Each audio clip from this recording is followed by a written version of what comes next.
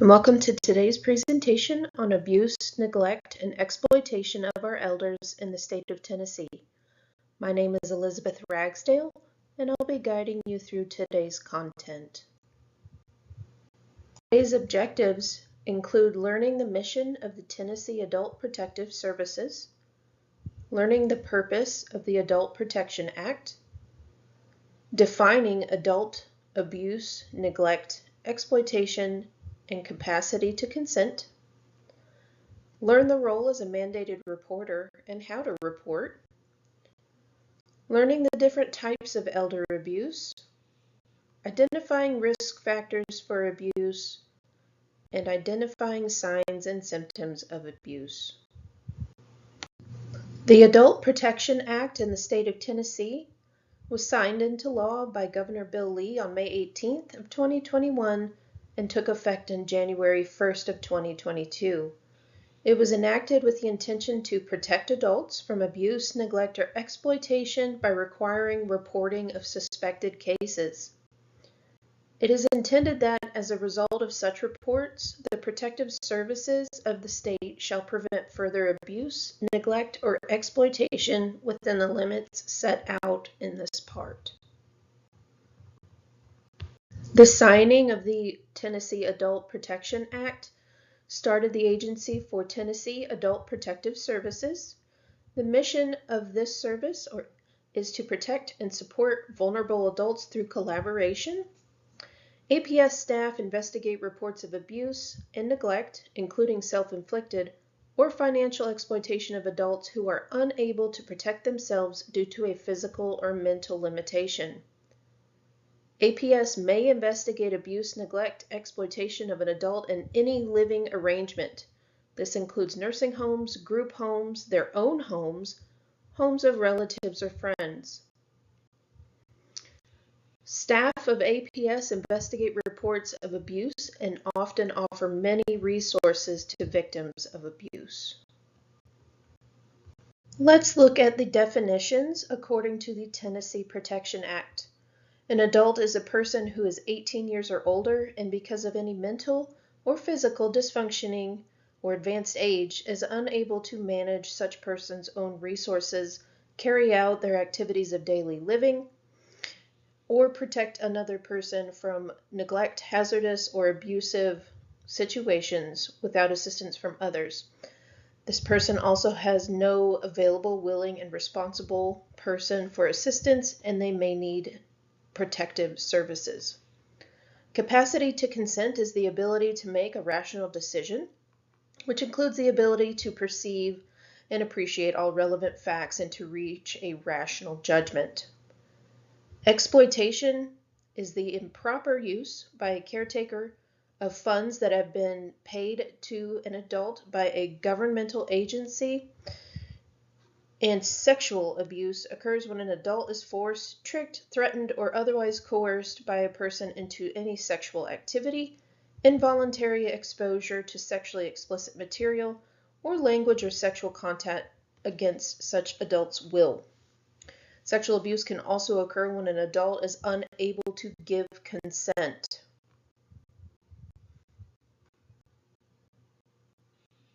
Often heard the term mandated reporter, but let's look at what a mandated reporter is in the state of Tennessee.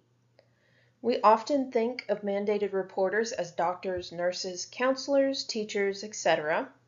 But in the state of Tennessee, according to the Tennessee Protection Act, everyone is a mandated reporter. Adult caretakers are mandated reporters. Even in the event of the death of a patient or resident, that report still needs to be made.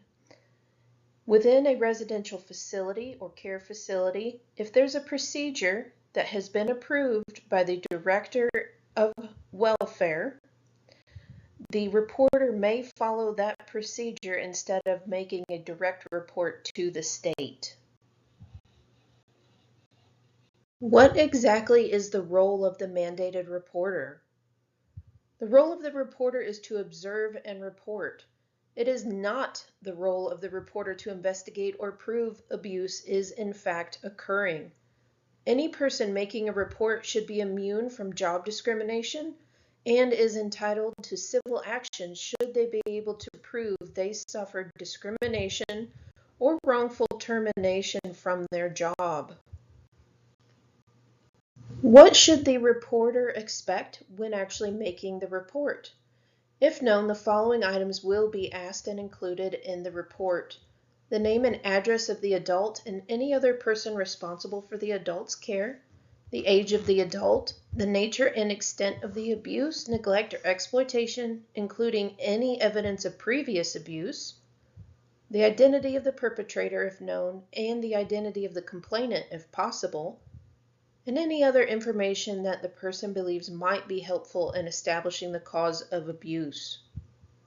The reporter may keep in mind that if services are offered to the adult involved in the case, the adult does not have to consent to the receipt of services and may withdraw consent. This can happen unless the department determines the adult lacks the capacity to consent, in which case it may seek court authorization. Now that we've talked about the Tennessee Protection Act and Tennessee Protective Services, we've also talked about definitions and what a mandated reporter is. Let's discuss the different types of elder abuse. Physical elder abuse is defined as the non-accidental use of force against an elderly person that results in physical pain, injury, or impairment. Such abuse includes not only physical assaults such as hitting and shoving, but also the inappropriate use of drugs, restraints, or confinement.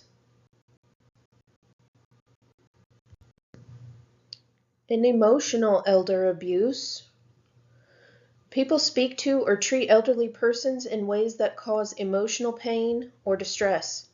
Intimidation through yelling or threats, humiliation, ridicule, habitual blaming or scapegoating, or simply ignoring the elderly person and isolating them from friends or activities is considered emotional elder abuse.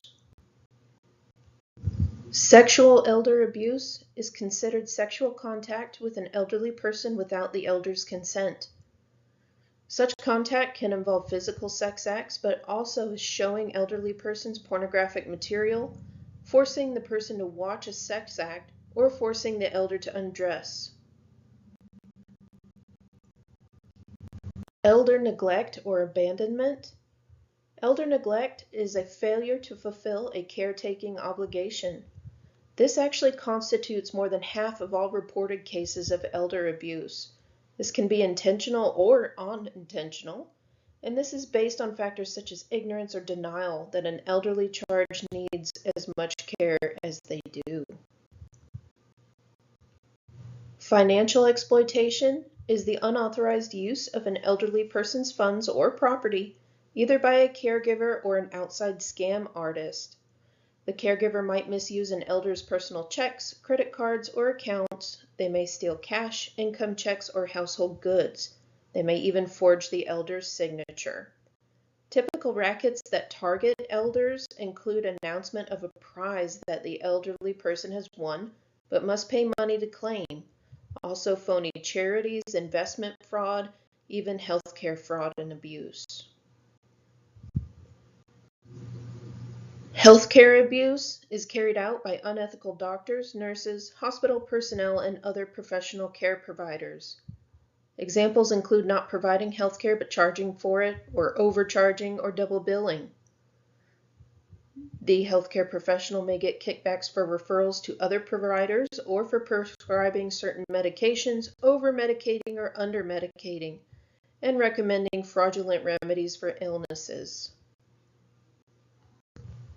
Let's look at some risk factors for elder abuse. Low social support, dementia. In fact, a study in 2009 revealed that 50% of people with dementia reported experiencing some kind of abuse. Experiencing a previous traumatic event, including interpersonal and domestic violence. Functional impairment and poor physical health, and women appeared to be more likely to be abused. Additional risk factors include being younger in age. Adults in their late 50s and 60s are more likely to report verbal mistreatment or financial mistreatment.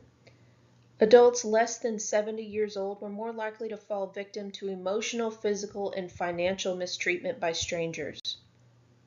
Living with a large number of household members other than a spouse has been associated with an increased risk of abuse, specifically financial, and lower income poverty has been found to be associated with elder abuse.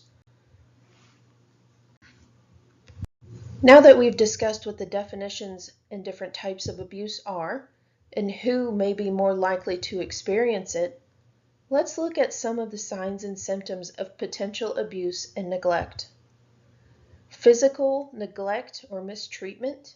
We may see bruises, pressure marks, broken bones or abrasions, burns, bed sores, poor hygiene, unusual weight loss, and unattended medical needs.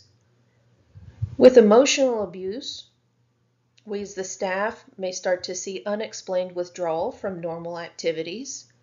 We may see a sudden change in alertness in our residents. We may witness some unusual depression. We may see belittling threats and other uses of power and control from our spousal residents. Sexual abuse signs and symptoms would include bruises around the breasts or genital area. And exploitation may appear as sudden changes in financial situations. Aside from the physical marks of abuse, it is really important to keep an eye and observe our residents. Once we get to know their normal baseline, we will be able to see if they are experiencing any of these different types of symptoms, such as withdrawal from activities or unusual depression. We have discussed how the state of Tennessee defines elder abuse and what services there are in place to protect our elders. We have talked about who may be more likely to experience elder abuse, and we've also discussed some common signs and symptoms. How do we actually file a report? There is a number that is toll-free. It is 1-88-APS-10 or 277-8366, or a report may be filed online at reportadultabuse.dhs.10.gov.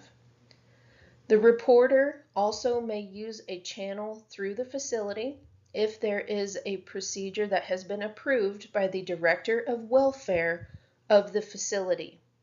Should the reporter choose that channel, they do not have to report to the state as well. The reporter should also keep in mind that they are immune from job discrimination, and there are laws in place to help protect the job of the reporter.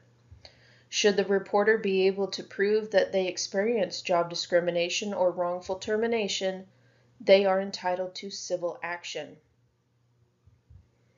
Signs and symptoms may be vague in our elder population.